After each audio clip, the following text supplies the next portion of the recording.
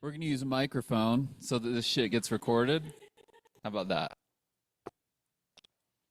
All right, this is going to be very collaborative today. Was anybody here last month? Do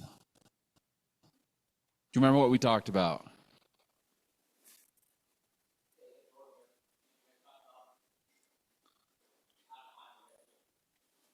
Okay, that's one way. What's another thing we talked about?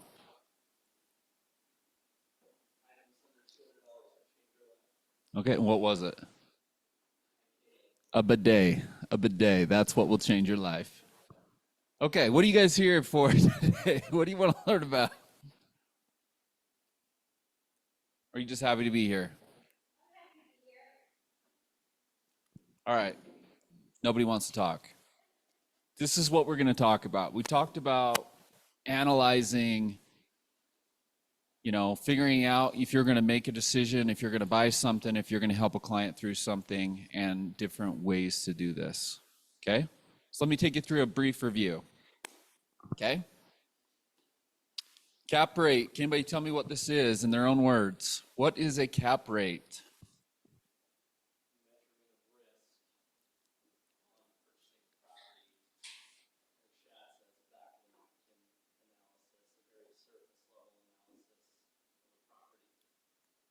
Great. Anybody else?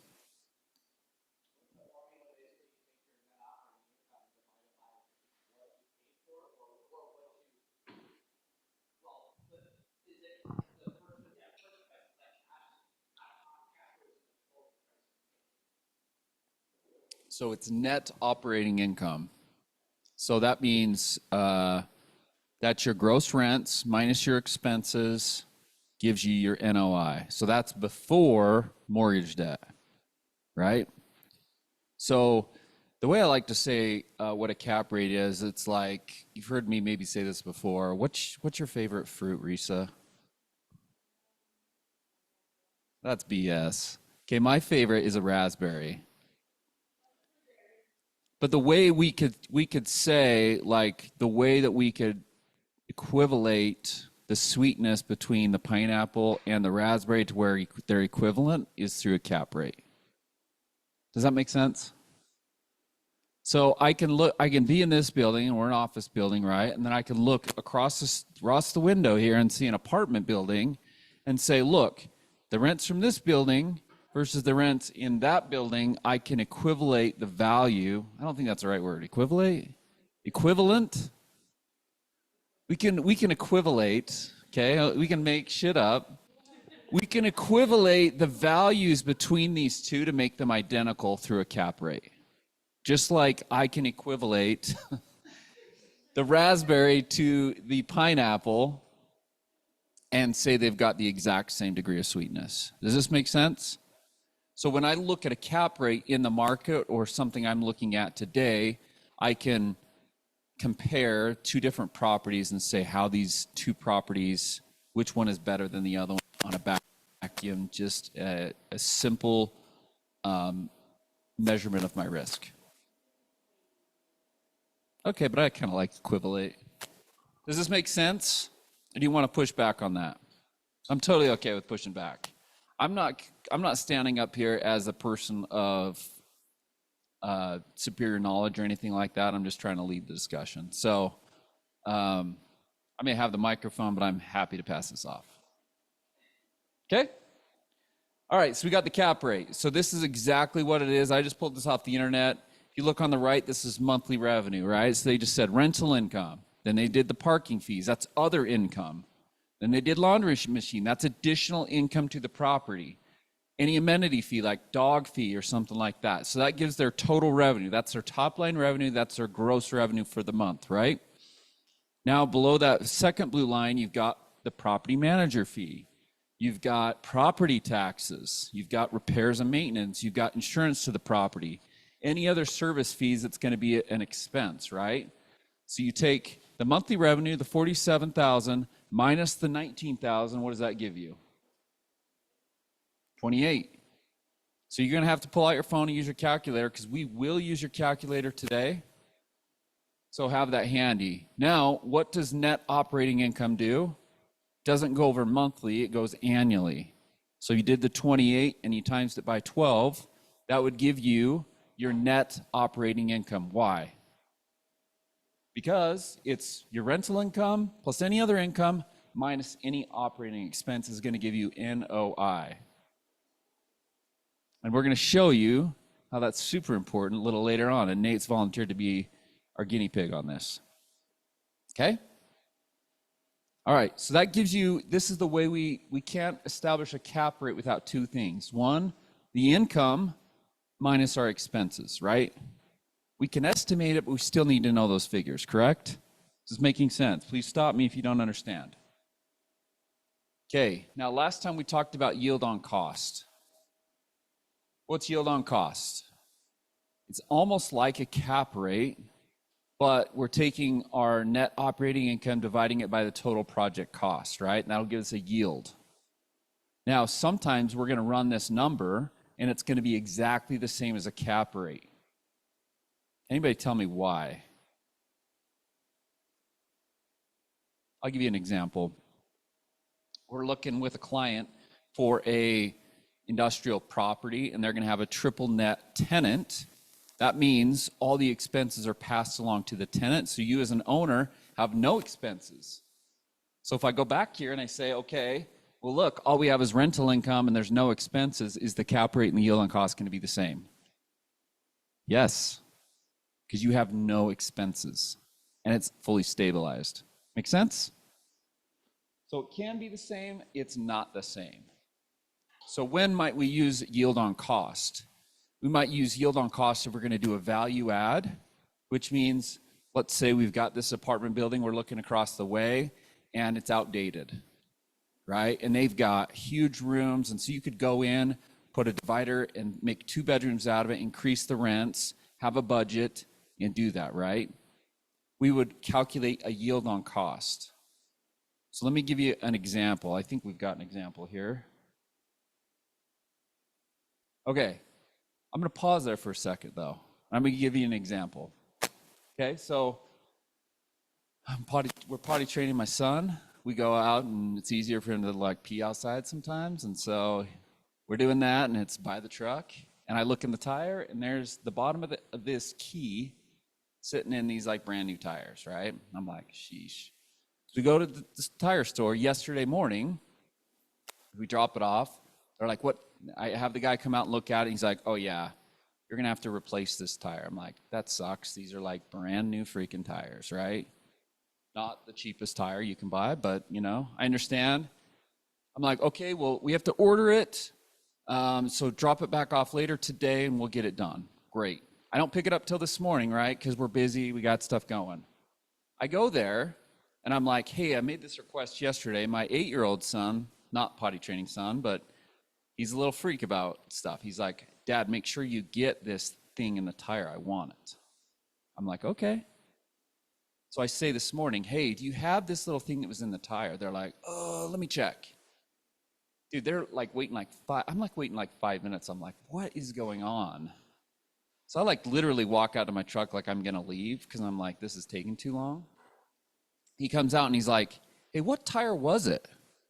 And I was like, well, I think it was the driver's side rear. No, it was the passenger side rear. And he's like, well, that's really weird because we took the tire off, couldn't find anything, and we just replaced it. And I was like, wait, what?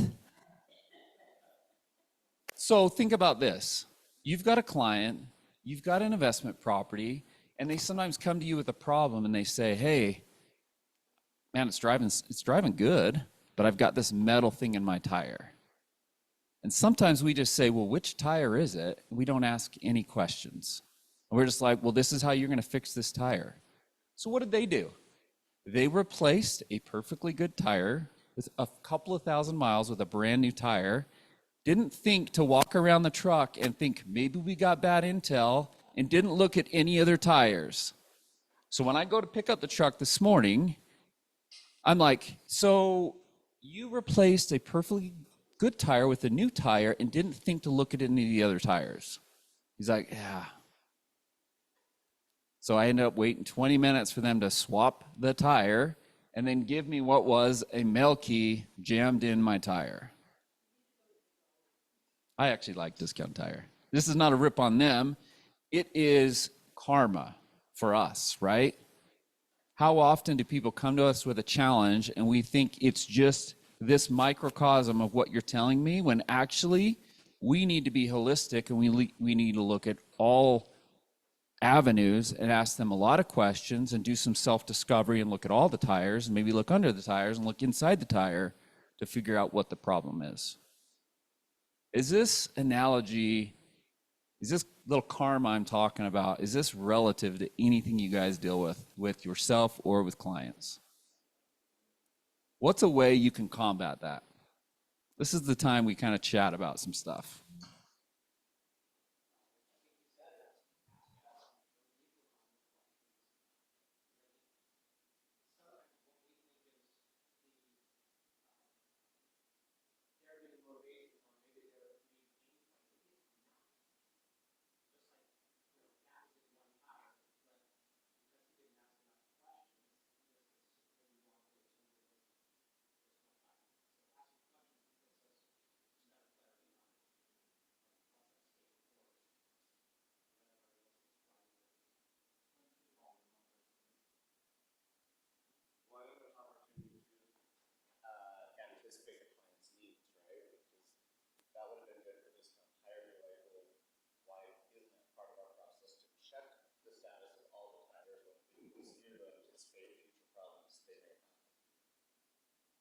So if I have to go up to Park City this afternoon for my kid's soccer tournament and I get a flat tire because I didn't re-inspect his work, and I'm sitting on the side of I-80 and I missed the tournament, and then I've got to like get all sweaty and I have to change the tire, and then I've got to, does Discount Tire really out anything?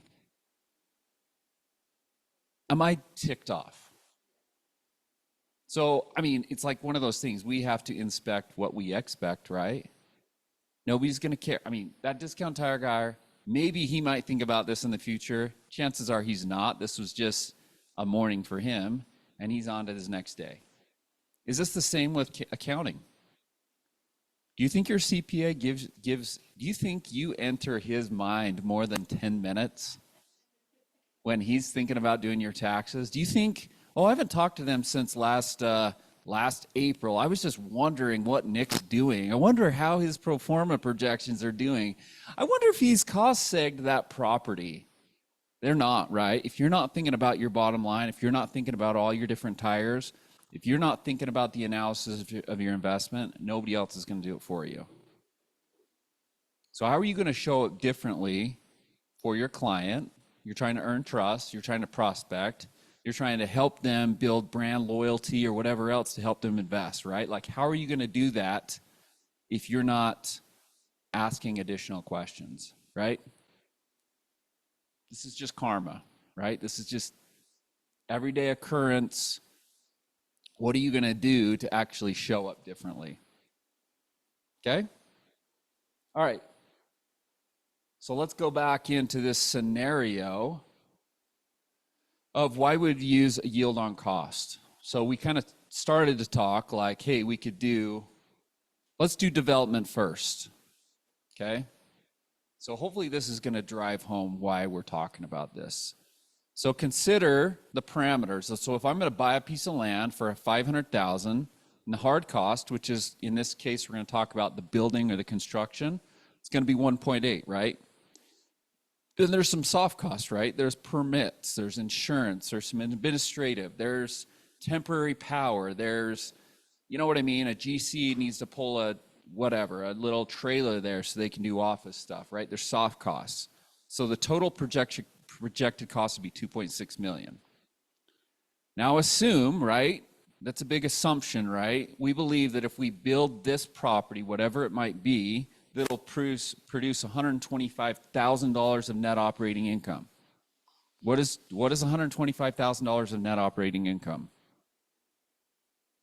Put it on bumper sticker for me, because we just talked about how to calculate that, but I need you to understand what NOI is here in this context. What is that?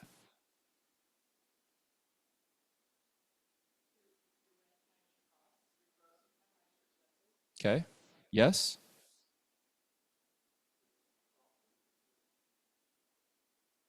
It's good to be inquisitive here, right? I'm here putting you on the spot because I want this to sink in. Is this $2.6 million asset going to produce $125,000 in rent? No, this is net operating income. So it's probably going to produce at least $200,000 or $300,000 in gross rent, right? So what do I get perturbed about when I look on the MLS? They advertise some property that are like, oh, this is a 7 cap. But guess what? They did not take into account the expenses. They just think gross rents divided by purchase price gives you cap rate, right? Is that true? Now that we know how to calculate net operating income, is this true? Right? Is it true? So what I'm just merely trying to do is, there's no one thing fits all. There's no one analysis that's going to tell you to do a deal. There's always going to be an X factor that's required for you to want to do the deal or for your client to want to do the deal. Why do I say that?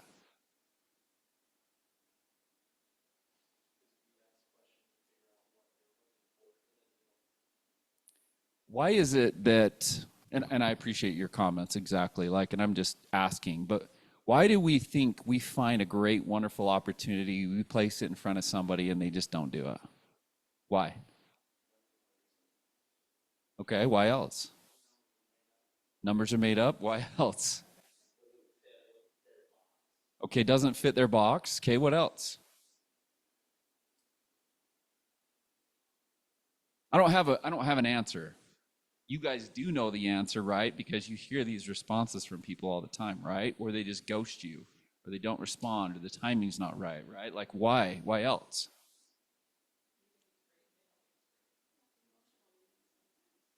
Okay. Totally valid. It doesn't look good. Maybe they're busy that day, right? Maybe they're hungry. Maybe they haven't checked their email, right? Like, are these all, I don't have the right answer, but somebody said it doesn't fit their box, right? Did we help them define what the box is? Did we ask them what is their floor? It's a box is, how many sides are in a box?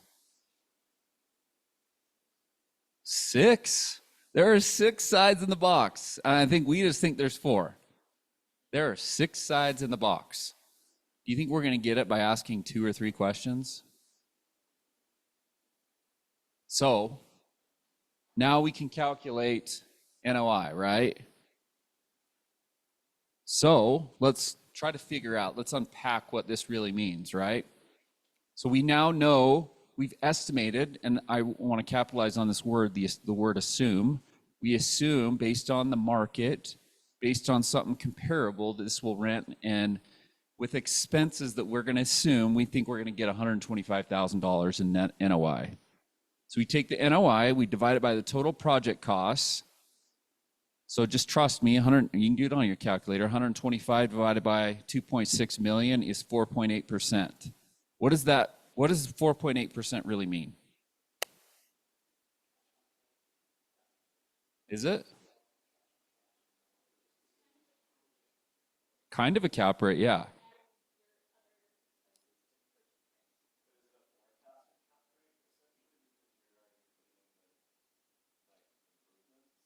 So this is where we're trying to figure it out, right? This is where I said, hey, it's going to be a little cloudy. Like, what is a cap rate versus the yield on cost rate? This is really where I'm going to drive this home. There's some assumptions in the yield on cost, right? We assume that's the rents. We assume that's the expenses because we're basing it on assumptions of the cap rate in the market, right? So think about this. So if I can build this and get a 4.8% yield on cost, yet there's a 6% cap rate in the market, what does that mean?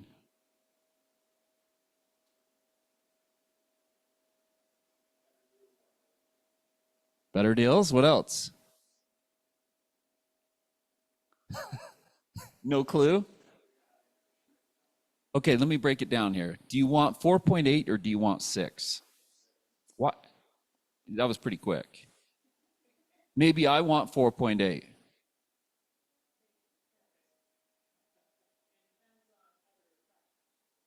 You laughed. Tell me why you laughed. Anybody else? Anybody else want 4.8?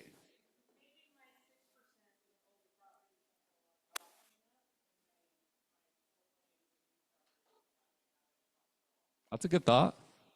Anybody else want 4.8? Am I the only one in this room that wants 4.8? Are you serious?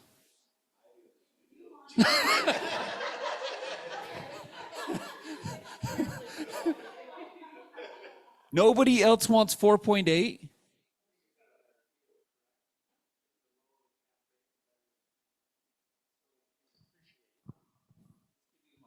Oh boy. I said if you got a better if the cap rate is lower, that means you got a better deal because your home or property may appreciate in the future. I don't know. I don't know either. I'm just making stuff up. But I remember I listened to a podcast recently that explained this, and it seems like there was something it had to do with markets and how you want to buy at a lower cap rate. And I'm trying to remember why he said that. I can't remember the exact reason.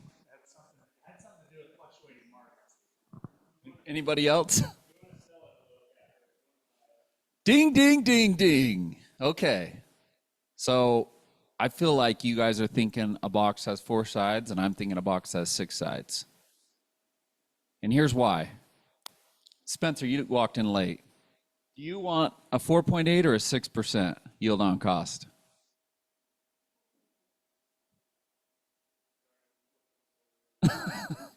Okay, here's why I may want 4.8 and you might want 6. What if I'm the seller?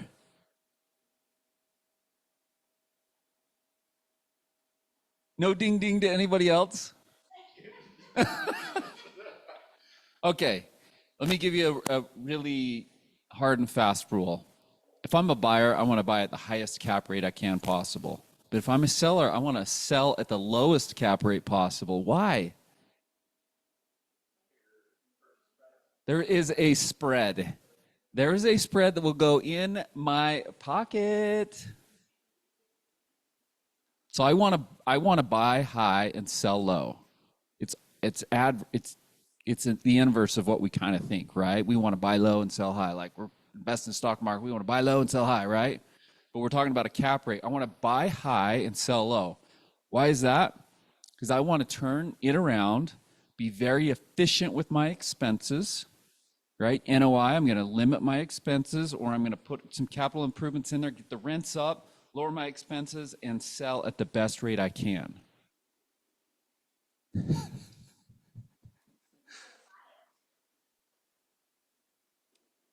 Does everybody buy the same thing?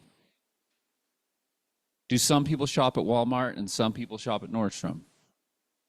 Do some people buy a Lamborghini and do some people buy a Hyundai?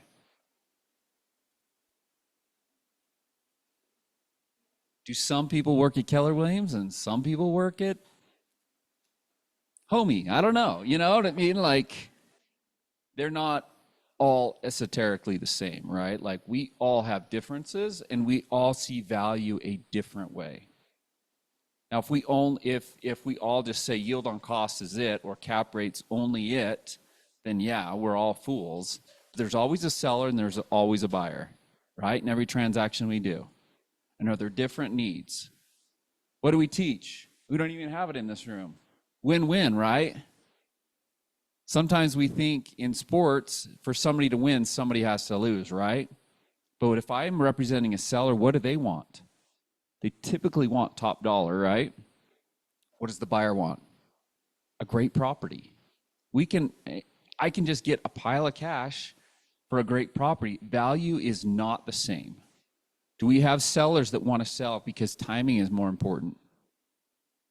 Conditions all different, right? You can have 10 houses on the same street, and because they haven't sold in the same street, you can't totally assimilate value, right? So you have to estimate what that value is going to be. And sometimes we nail the price, right? And somebody comes in and pays 20 grand more. Why? They see value or they see timing in a different way. So going back to this, investors are always going to see differences. What are some differences you could see somebody might take a lower yield on cost versus a cap rate, what's available in the market? They've got a 1031 exchange. I think that's where you're going, right? They could be anticipating appreciation. Marita said maybe it's a newer asset. They're not going to have to replace the roof or the HVACs or windows or anything, so they'll buy at a lower cost, right? A lot of lower yield because they know they're not going to have to baby it for the next 10 or 15 years, right? What are some other reasons? A value add, okay? So you see value differently than other people don't. It could be an owner-occupant, right? Do you see how a box isn't just 4 sides? There's 6 sides to it, and our way of doing things will challenge or make us smarter, right? So, and I've used this example before. We were prospecting. We found a seller in Riverdale. He was selling 2 fourplexes, and they were really fantastic fourplexes. This is like 3 years ago. They were 3-bedroom, 1 bath units, and he was renting them at like $725 on average per month. And I was like, what the hell? This does not make sense. This was an owner user. He managed his own properties, and I was like, man, we want to buy these. And he's like, well, maybe I should get my own agent. I'm like, that's fine. You name the price. What's the price? He named the price. I'm like, go get your agent. We wrote up the offer, and I was like, man, either I'm an idiot or this guy's an idiot. I was like, I don't know. So the first time I saw him, the inspector's going through them, and he's about done, and I walk up, and I'm like, holy cow, these are in fantastic condition. I mean, 1 unit was vacant with still carpet cleaning lines in it. What happened? He saw value differently than I saw it. And I was like, man, maybe I'm an idiot, but I feel like I can get $300 to $350 more each month out of each unit. And I was like, gosh, I started to sweat. I'm like, maybe I'm an idiot. I'm like, what does he know that I don't know that I just can't see here? Well, we proceeded. We bought them both. We raised rents. And we had 2 in leases that stayed for like a year at this reduced rate. And we raised the rents, and they're 2 of the best cash flowing investments I have that I've acquired in the last 3 or 5 years, maybe even longer. Why is that? He saw value differently than I saw it. He said, hey, maybe I took advantage of tenants. I don't know. Maybe he was trying to be altruistic and I don't know. But we still left some meat on the bone, right, for our tenants. We still said, hey, this is a great value. We haven't put hardly any money into these things in 3 or 4 years. Just the average things. Like, I think we just had to replace a tub recently. The roof's great. They have storage units associated with them, covered parking. Dude, he just misread the market. I saw the opportunity and took advantage. So it was a lower cap rate on paper, and I saw the opportunity to make a value add investment. And I saw the yield, and I could calculate it, and I took advantage. Off market. He went and got an agent.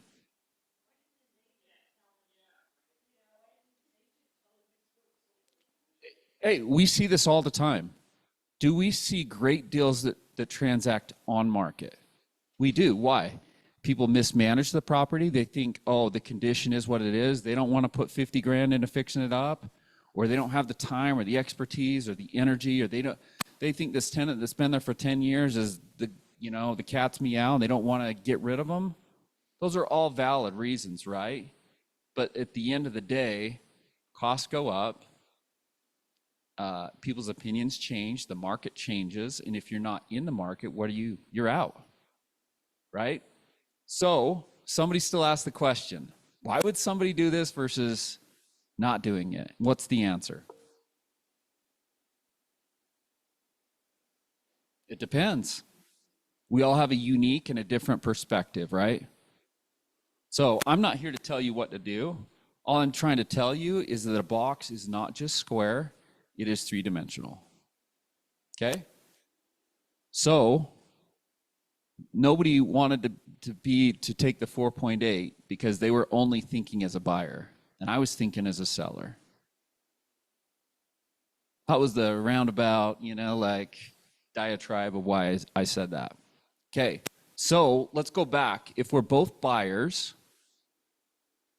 and I can build this at 4.8 or I can buy it at 6% in the market, what would you want to do?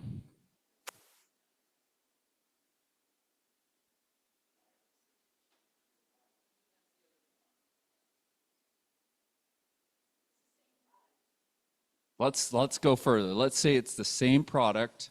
You can build something 5 years newer at the same rate and go through this rigmarole. It's going to take you 2 years to do it, to build it, or you can buy it and get your debt capitalized and done at 6%. What would you do? I would buy it, not build it. It's that simple. So this on the development will tell me on the yield on cost whether I should buy or build. It's that simple, and it can be that simple. Make sense? Anybody want to push back on this? Let's make this simple and easy for you to understand. Anybody not understand? Anybody brave enough to say, I'm not quite sure? I know somebody is, but they won't share. Let's go through one more example to see if this makes more sense. So let's do the value add. Okay? So the value add, just by definition or whatever, is you're trying to make the project better that's going to cash flow more, right? What does more cash flow do? It increases your NOI. And if you look at that from a cap rate perspective, it's going to give you a higher valuation, and you're going to make that spread in between, right? So if you could purchase a property for $2 million and you're going to do 400 grand in renovations, right? Whether that's new cabinets, maybe it's just new countertops, whatever, right? So your total project cost, just adding those two, is 2.4 million. Now they're going to say, well, we know what current NOI is or current rents. After this renovation of 400 grand, we believe NOI will come up to 200,000. So what's our yield on cost here? This is where you're going to pull out your calculator.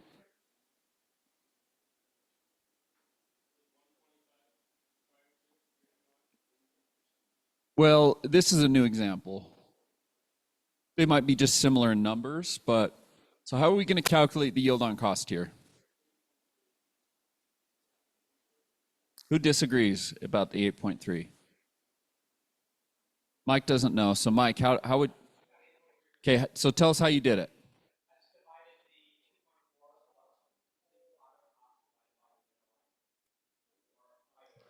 So 200,000 divided by 2.4. Does everybody get that? Does everybody see that? So what does 8.33 mean? Okay. What does that mean?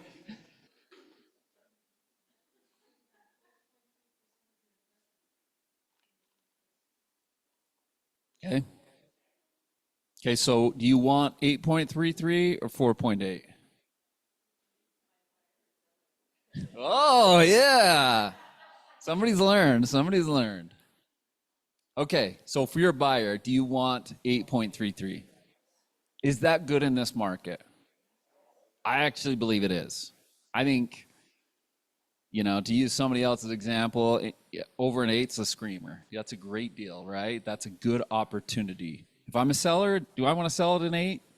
Probably not, right? But if I'm a buyer, I want that. Does this make more sense? Okay, so what if, let me see what my next slide looks like. Okay, perfect.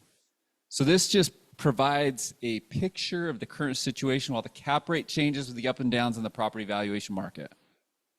Tell me what that really means. We started off saying, hey, sometimes yield on cost and the cap rate are the same, but why are they really different? The yield on cost has some assumptions, right? Some projected returns. And literally, when I think about the cap rate, it really should be current market value. Now, why do we hear like in certain flyers or whatever from brokers, it's going to say that pro forma cap rate? Why would they say that? Okay. That's like ideal, right? If you put all the money into it, if you actually manage the property, you'll get this cap rate. And what do I know mostly about real estate? The purchase contracts changed, right? At one point, the purchase contract said, it's your duty as a seller to disclose everything. And then it's kind of switched to what? Buyer beware. You verify everything, right? You still have to disclose what you know as a seller, and you can't like totally mislead, but it's on you as a buyer to verify everything. Correct? Everybody agree? Was anybody back on the other side when the market was like saying you have to disclose? And you do an inspection, and if you dispute it, you get more time. It was different times, right? Back 15, 20 years ago. Okay, so back to this. So the yield on cost is kind of making some assumptions. So let's say there's an industrial property I'm looking to buy, and it's vacant. Okay, so is that actually a cap rate situation, or is it a yield on cost type situation? Well, it's kind of both, right? Because why would I look at the cap rate? What's that?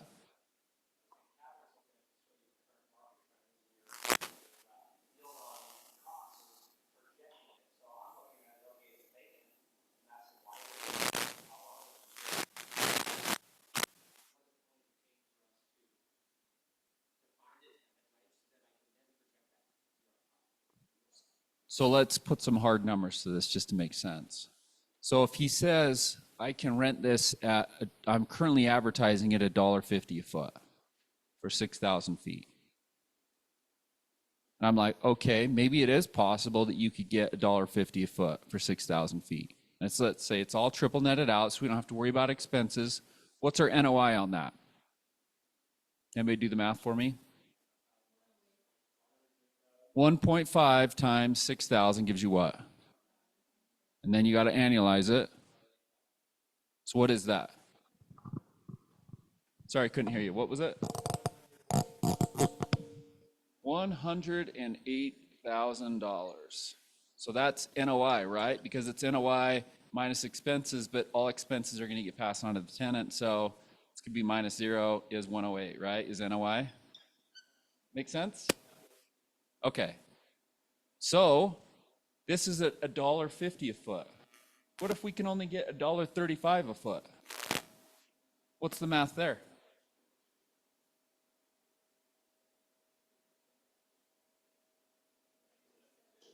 What is it? 97,200. Right? We're just doing 0, right? Okay, so let's say I can buy something at a 7, or I'm willing to buy at a 7% cap rate. What is going to be my offer price here?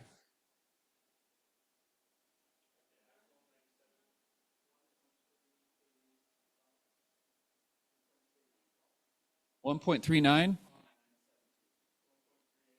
So you're going to offer $1.39 million for this one. And what are you going to offer on this one?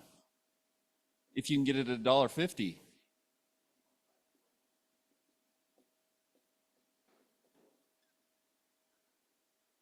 So what do we call this difference? Spread. Why are we talking about yield on cost? Because what if I can buy this at 1.35 and really lease it out at 1.5? Is there a difference? The cap rate helps us try to assimilate what the market value is, but the yield on cost is going to help us determine what we can do. So what if we put it under contract at 1.35 and we have time to lease that up at part of our due diligence, and if we can't get this, we have to renegotiate down? Could we do that? Because we're basing it on assumptions, right? And if we can't get this under contract or leased out in 90 days, why we go to something else?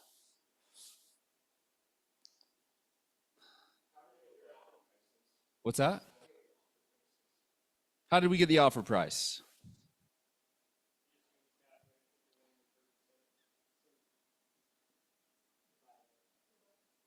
Market price or value equals cap rate, right? So this is math, right? So if we know NOI, if we know NOI is 108, and we don't know what to offer, and we know a cap rate 7%, what can we do?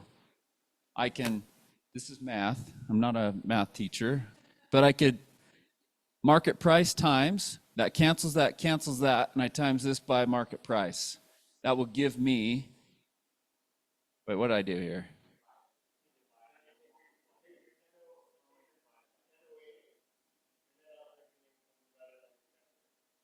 So that gets us on this, so I could divide it, right? Divided by 7%, NOI divided by 7% is the cap, will give me the market price, right? Or the offer price. So what is NOI? 108,000 divided by 0.07. What does that give me?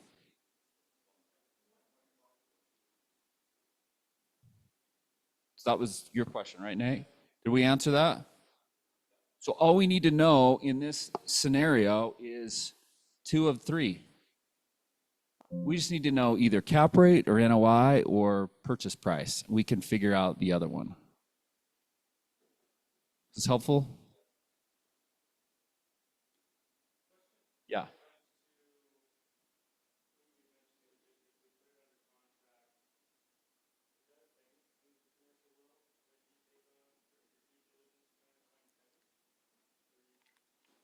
Yeah.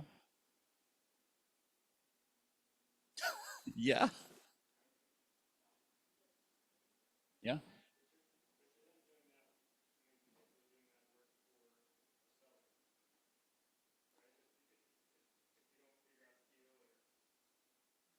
Yeah, it's going to take the seller's cooperation, right? It's like you can't, yeah, you can't, you're going to have to get their cooperation. They're probably going to say, we're going to use our broker to do it. We're a leasing broker, but absolutely, they want to do it too. They want to do it. I mean, I know in residential, we're like, dude, we don't want to sell this rented because it's probably not going to sell. Why do we say that? Because A, the tenants are disgusting, and B, we're probably going to be an owner-occupant buyer, right? If you knew it was an investment property and an investor would buy it, you want it rented. Why? You know your numbers. You're not have to make assumptions. So what do we do as people? We're either overly optimistic or we're wildly too conservative, right? And where is the balance? Nobody knows, right? But the better you get in making the assumption, the more money you're going to make. Do you agree with me or not? I told you those 2 fourplexes that were phenomenal investments in Riverdale. I didn't need to argue with him. He named the price. I wrote the contract. And I took the swing because why? Why did I take the swing here? Because even at his current rents, it wasn't terrible. It just probably wasn't for me if I couldn't raise rents. But let's say I could only raise rents $100 versus $300 per unit. Let's just do the math real quick just to see. I can't even remember the full numbers, but let's just say $300 per unit times 8 is how much? Times 12. How much is that? 28,000? 28,800. That's an increase in NOI. We'll just say the expenses are really taken out of that, so we'll just say that increases NOI by 28,000. So let's say what's a good cap rate? Okay, let's do 6%. What's 28,800 divided by 6%? What does that mean?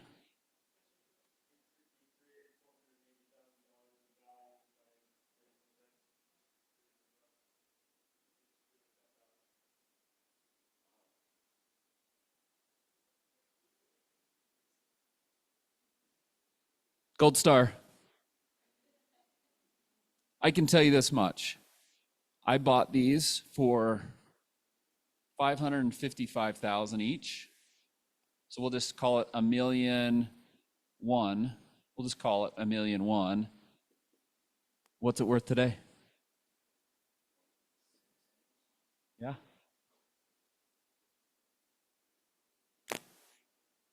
Is that real money? That is real money. And that's only because I saw a difference in what the market was and I made some assumptions. So let's say there was only $100 a month. Let's do that way. 100 times 8 times 12, what's that? 9,600. Take 9,600 divided by your cap rate, 6%. What is that? Is that right? So would you still do that and still create $160,000 of equity? Yes, absolutely. It's still a phenomenal deal.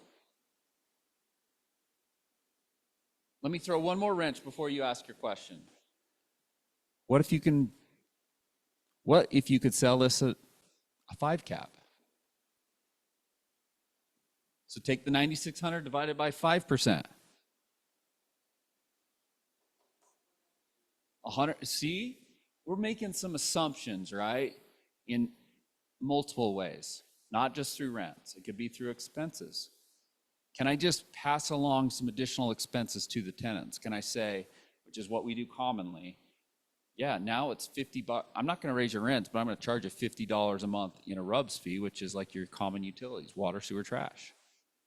Does that get increased to $95 and $100 a month?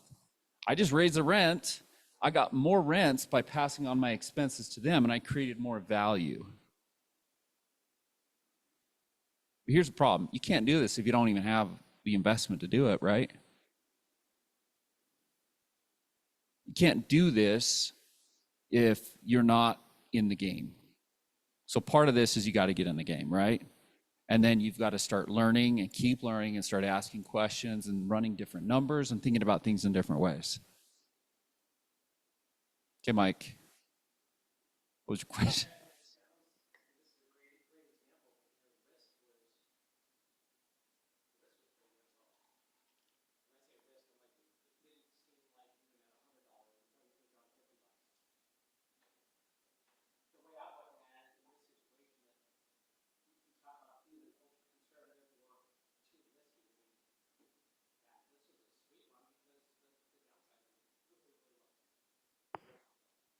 I totally double questioned myself. I was like, there's no way I can get 300 or 350 bucks extra. But guess what? Even if I get 100, I am still winning.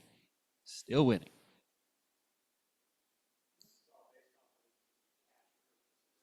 No, I got mortgage. I can make it even better. I actually once I got this under contract, I brought in a partner on one of them. So we both bring half of the cash at 25% down. The other one, I 1031'd out of a property that was not cash flowing and was 100% the down payment. So I had no money in that other property. So really my cash on cash return on that is infinite because maybe I have like 30 grand in it. Amazing, right?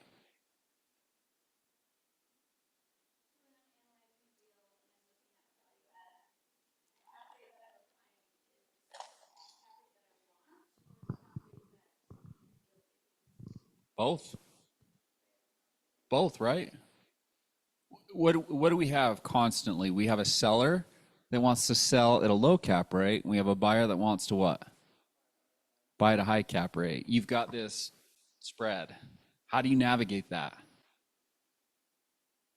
Well, the same way you list a property for 500,000 and it's really only worth 480. Somebody comes in and either you educate your client or somebody brings in a low offer and you're like, we're in this thing 90 days on the market. You can either keep toiling, it's going to keep going down, or you just need to cut the losses and sell, right? Right? I mean, it's the same thing. We're just applying it differently, right? Did that answer your question?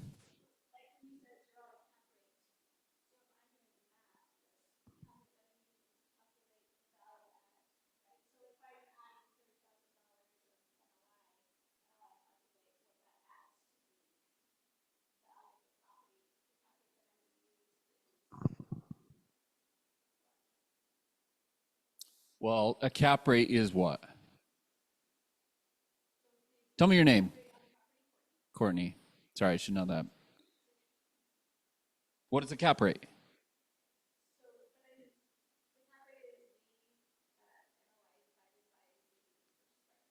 What else is a cap rate? It's a measurement of risk, right? So I could say I could ask any broker, right? Like, hey, what's a cap rate on a multifamily? What's a cap rate? What's an acceptable cap rate on office right now? What's an acceptable cap rate on industrial, right? Could I not? And what would the answer be?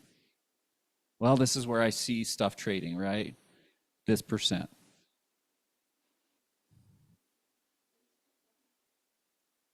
So your question is what?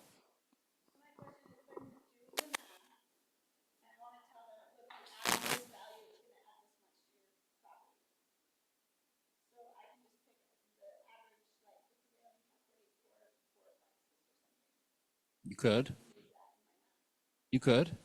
So the way I would potentially use it is going back to this example. They might say, I'm trying to sell this for just coincidence, 1.35 million, right? Or say 1.4 million. And it's unrented, so I know what I'm going to have to rent it for to get what? A certain cap rate, which is a certain hurdle for me, right? So what is the number? What is, if they rent it at 135, $1.35 a foot for 6,000 square feet, what is the number again? 90, it is 97,200. Okay, so if I divide that by a 7% cap rate, which I'm just picking out of the air, what is that? What is it? Okay, so what does that mean? If I just pulled the cap rate out of the air at 7%, what am I really saying here?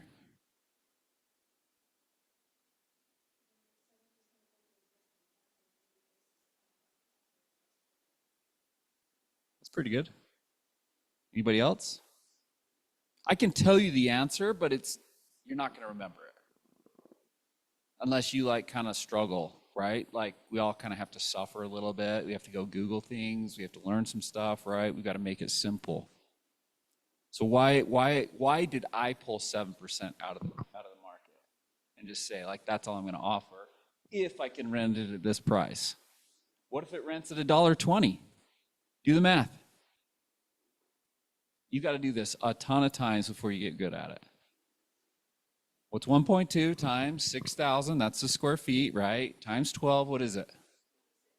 86. So if I can only rent it for $1.20 a foot, and I've self-described, pulled a cap rate out of my ass, and I've said I want to buy at a 7% cap rate, what will my offer price be? 1.2 what? 1.234. 1, 2, 3, 4. So I think your question is, why would I pull 7% and why is that significant? You said it, say it again.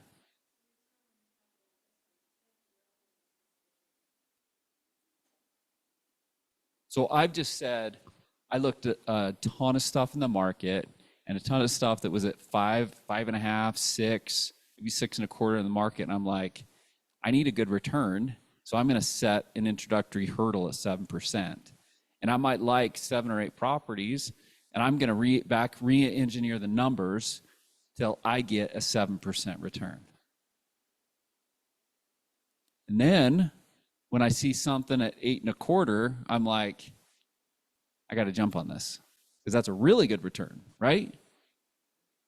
So you only see by running the numbers and looking at it. And then you see what I'm going to bypass, what I'm going to think about, what I'm going to consider, what I'm going to take a stab at, and what I'm going to absolutely jump for. And right now, I'm trying to get my client to jump at the 8.25. So I'm not seeing anything else that's 8.25. And I'm struggling to get other people to even come up to the 7% that I think is the hurdle. Does that make sense? Did I answer your question?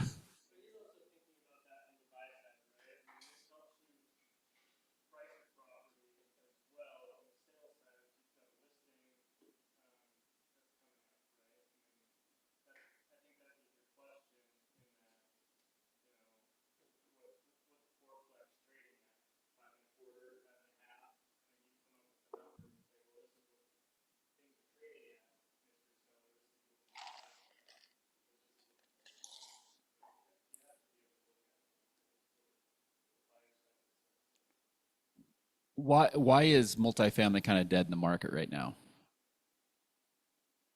Here's why. I'll tell you.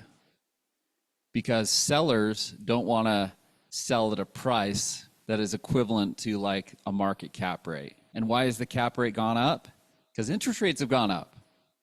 And so if you're going to sell something, you're going to have to get higher debt. And so this equates back to things I've said before. There's got to be a spread between your debt interest rate and the cap rate you're going to buy it at, or the yield on cost. And what is that, Nate? At least one, dude. I'd love to see 200 basis points, but 100, 150 is kind of like, you can't make money if you can't get a positive debt yield leverage spread. You cannot make money. And I would challenge that. I don't care how good you are at spreadsheets, dude. If you're buying a 6.5 cap and you're getting debt at 6.75, you are going to lose money. Don't waste your time. You don't need to pro forma it out. You're going to lose money. I don't make the rules, but you can do it, right? You can do it and you can figure it out. Maria, what was your question? You've got to have positive leverage from the cap rate or the yield on cost over the interest rate for your financing.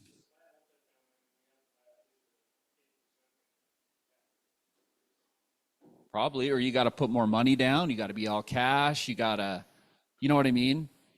Maybe you're moving out and you're like, well, look, maybe I'm only going to get 50 basis points positive leverage, but I'm not going to have to pay this huge tax gain.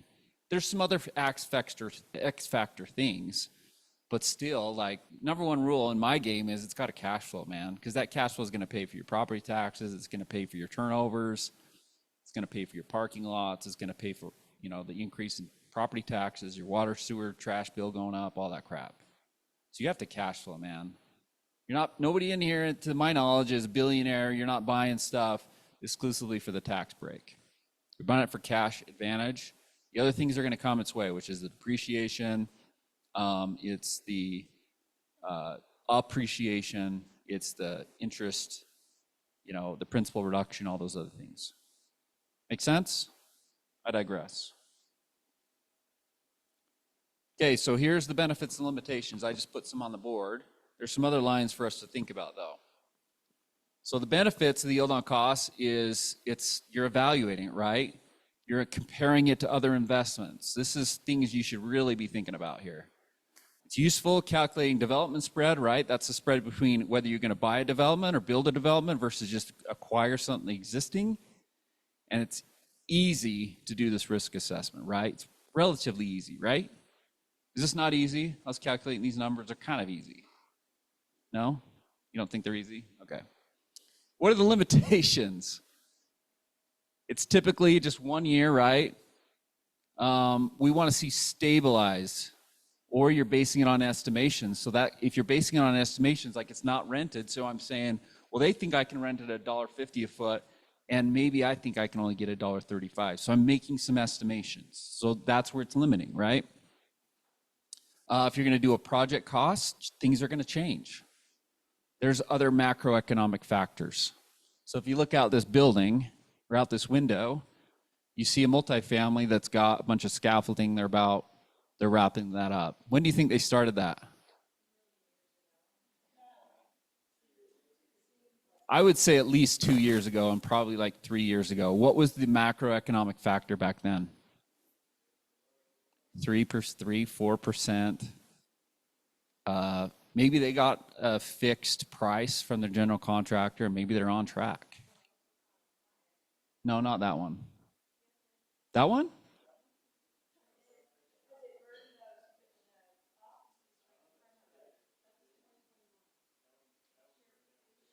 That one did too? Shit.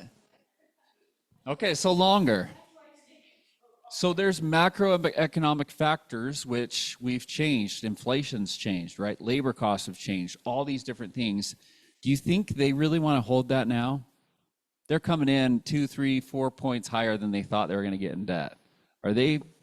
I bet you that developer's, kind of shitting down their pants a little bit, bringing this thing to market, right? Has the market changed? Have rents gotten aggressive? They've gone conservative, right? There's more concessions, there's more inventory being delivered. So there's macroeconomic factors when you develop, because the market you conceive it in, the market you deliver are two different things, correct? So what are some mistakes in calculating the NOI, right? There's going to be maintenance. Things, people get optimistic, they forget about the property management fee. Oh, that's easy, nobody needs to do that, it'll just manage itself. Taxes have gone up. Cities are saying we need profit, we need revenue too. Utilities, water costs have gone up. So don't make mistakes in calculating these estimated NOI figures, right? What are mistakes in project costs? Man, things have gone up. All your skilled service industries, HVAC to plumbing to electrical, permit fees are going up. People don't forget, you've got to make some interior design choices. There's exterior finishes. There's labor costs keep going up. So these are things we need to think about. Okay, we asked Nate. Nate volunteered. What do you see the difference between these two assessments here? What do you guys see here? You can come closer if you need to.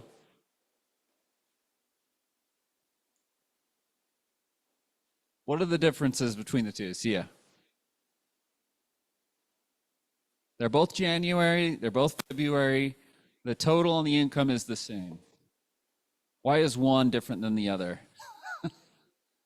Huh? Okay. You're correct. What else?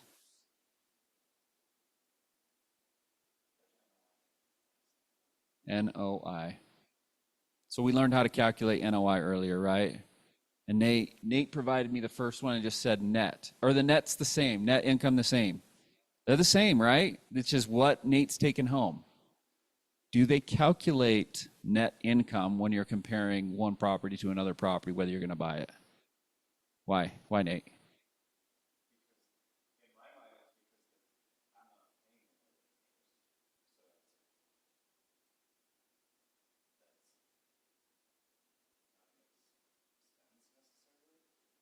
Does everybody have a mortgage?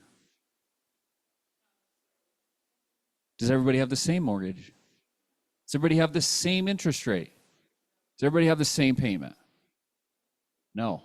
So mortgage interest or a property debt is all below the line. It is not calculated in net operating income. So when I'm looking at a property to buy versus a property that I don't want to buy, it is irrelevant if we're looking at debt. That's going to come into other calculations, but if I'm just making a back of the napkin cap rate or a yield on cost, we did not talk about interest rates. We did not talk about how much money you're putting down. Does that make sense? So now he's got one property and it looks fine, right? $26,000 a year in total gross income. He's got some repairs in there, actually no repairs. He's got some management fees, which is good. He's got insurance. Well, my question, Nate, was you said mortgage interest. Was that principal reduction as well, or just in?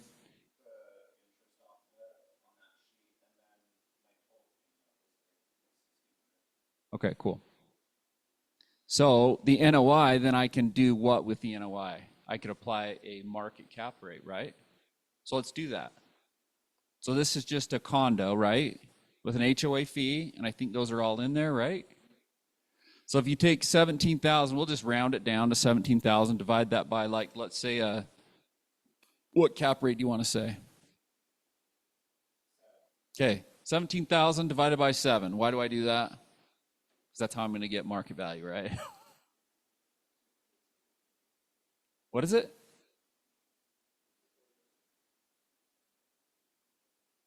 Is that right?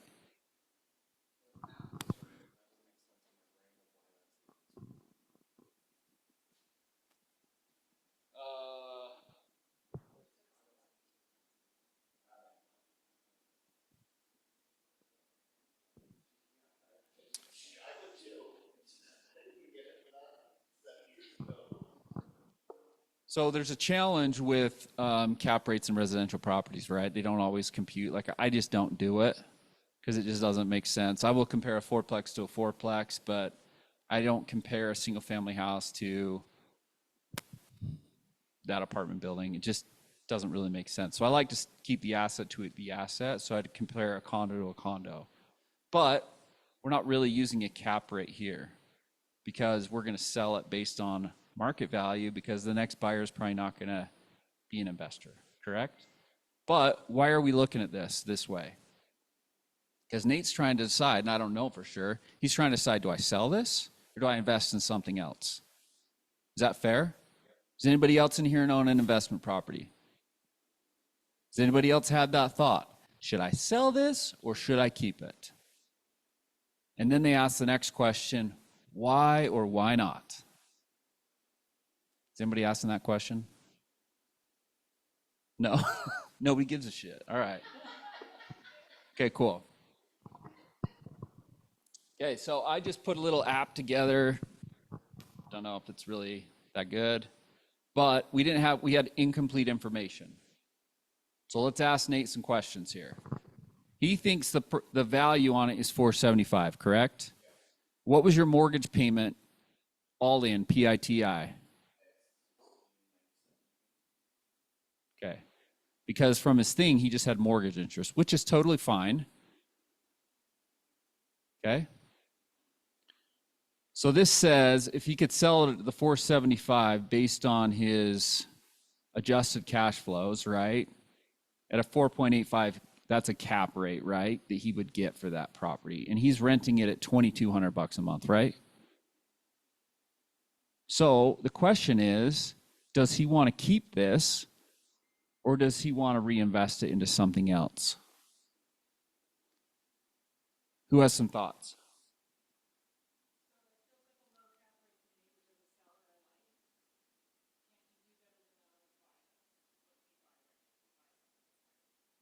Okay, that's a great thought. What other thoughts?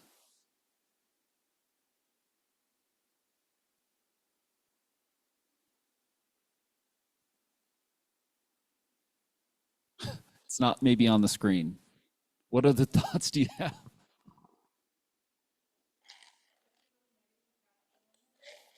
Well, this is taking into account some general expenses, right? They're saying, hey, so many per square foot, you're going to have this in expenses.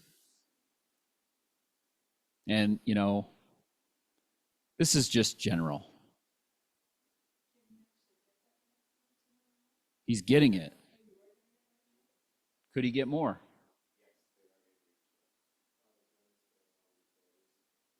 Are they paying the HOA fee?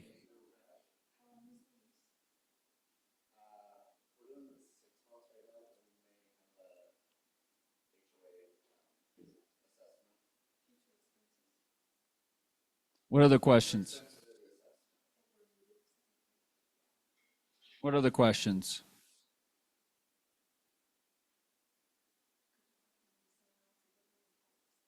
It's a great question.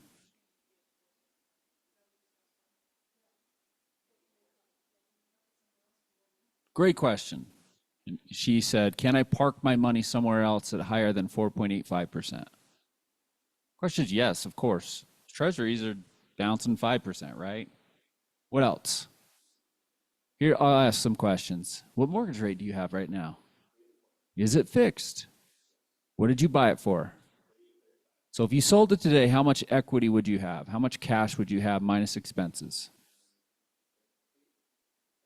So if I have $150,000, what else would I invest my money into that could yield or help it grow at a faster rate? What other questions? I've started you.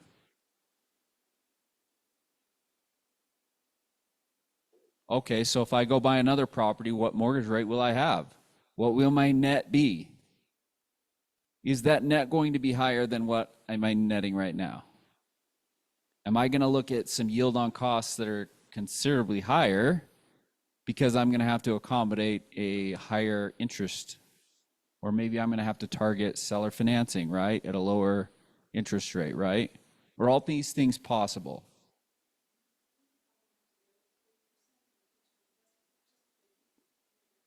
Maybe so.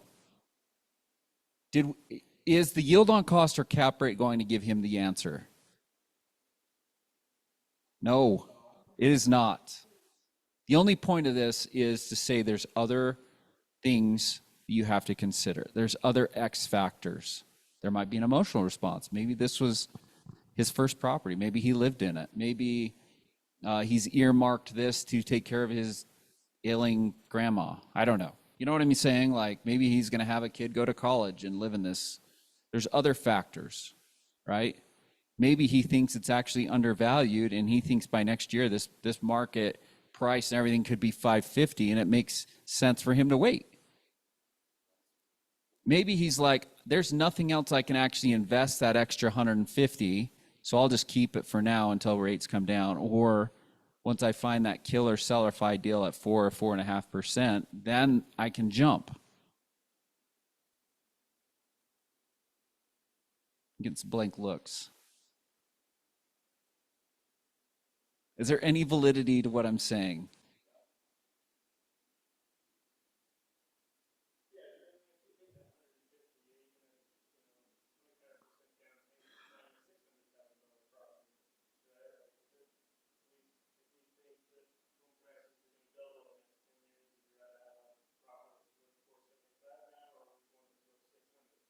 Booyah. Could he take that 150 and maybe that's, what's the inverse, what's 25% of 150K?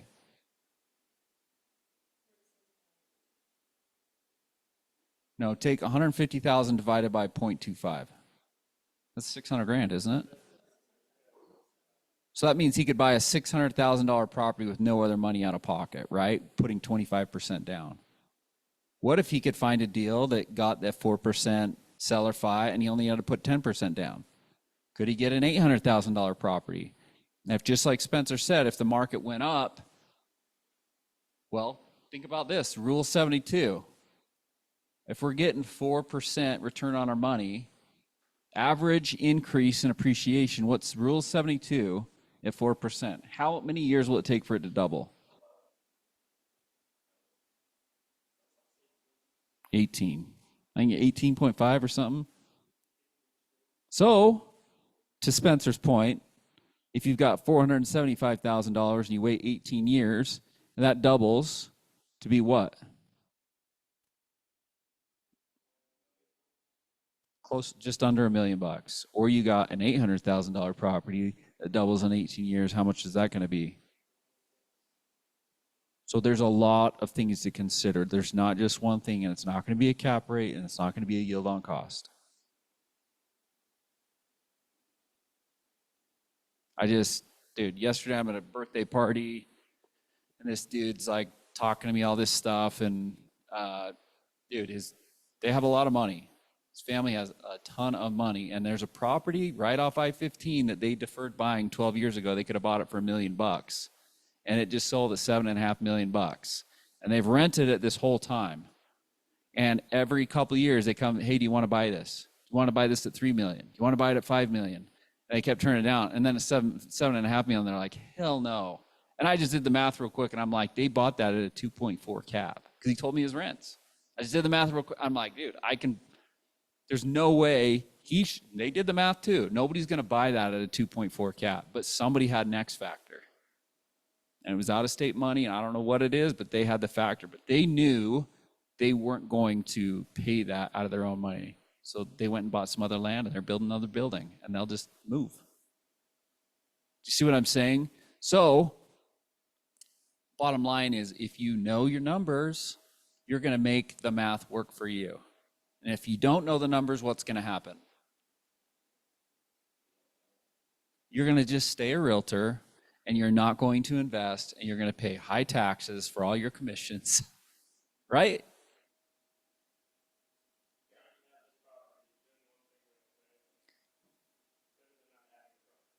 So,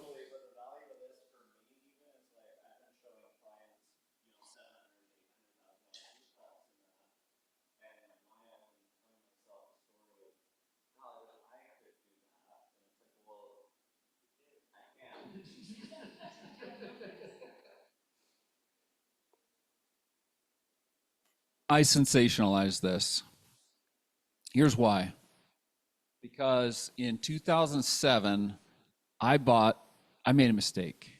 I bought a property, and they pressured me and got a good price. And I bought this lot for like 35 grand or whatever it was, 30 grand, whatever. It's on Redwood Road.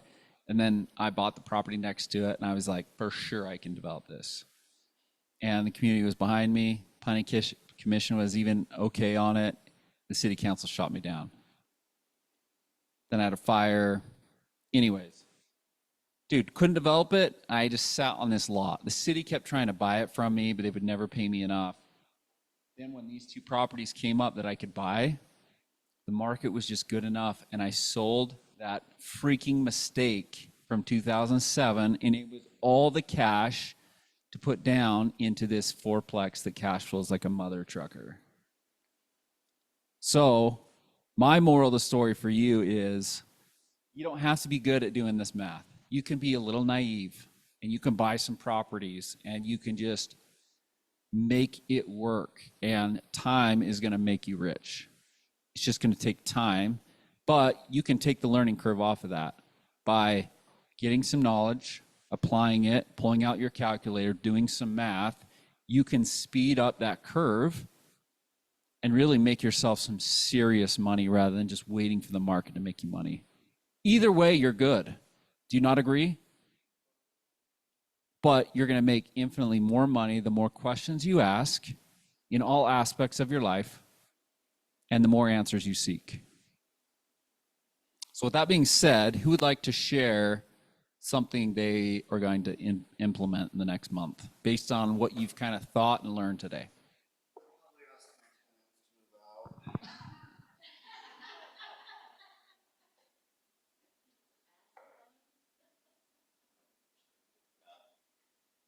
What else?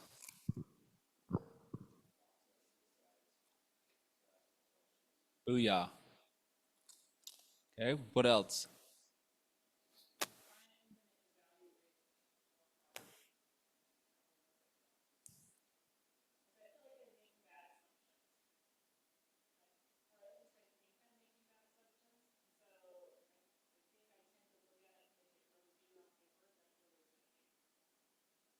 Sometimes our assumptions are just low. Sometimes we don't have enough experience to make the proper assumption. So give yourself credit, right? This is a learning process.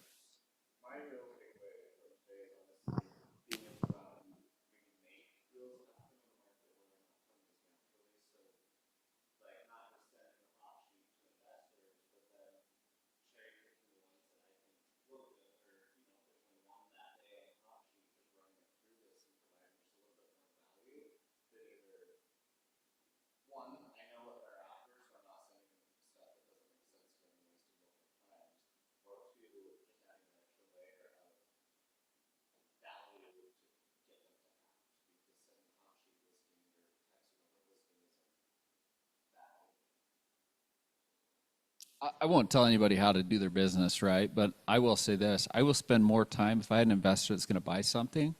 I'm going to sit down and ask them all 6 sides. I'm going to figure out what their hot point is. I'm going to figure out how the way they do math. And then I'm going to do the math. I'm not sending them a hot sheet. I'm going to tell them, I may only send them one property. This is it. This hits all your goals. This is it. You've got to go on this one. No offense. If you don't like it, I got 3 other people that will do it. Because I know what they want. I'm not out showing them houses. I figured out what their dream was. So that might help. Any other takeaways? Believe it or not, your takeaways help other people, including myself. So, Spencer?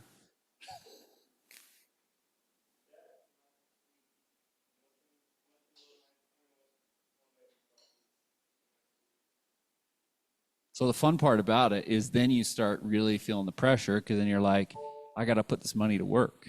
I've got to do the calculations. I've got to find something. You got to make a deal work, right? Because you don't want to pay taxes. You don't want to light capital gains money on fire. Okay. Any other takeaway?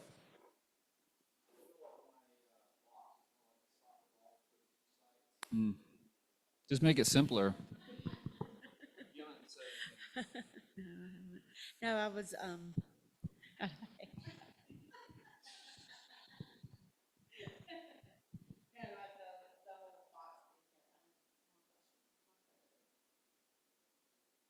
Okay. Anybody else?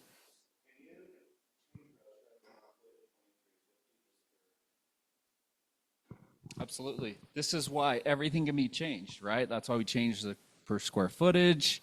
You can change the cap rate right here.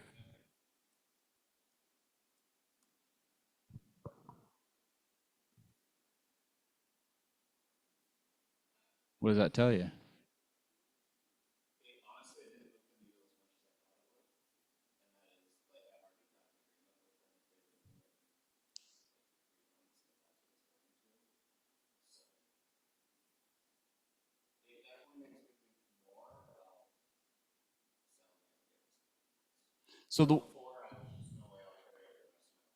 So yeah, the one thing that this doesn't take into account, how much your principal's reducing every month, right? Which is phenomenal. The X factor you've got is a 3 point something interest rate. You know, like it's not terrible investment either, right? You have some time on your side too. So, but there's just so many things. I think the biggest takeaway for me is there's so many different calculations. There's so many things to consider. It can be overwhelming, and then you just do nothing. You've got to do some stuff, and then you typically have to get creative, right? You got to think about, you got to read some stuff. You got to go to wealth building. You got to think about some things. You got to go back and do some calculations. You got to spend some time looking at things and understanding it. Okay? I could. Yeah. Yes, I didn't mean it that way, but yes. So if you'll send me an email, then I will share it with you. You'll have to send me an email. All right. That's about it, unless anybody has any other questions for me. Thank you.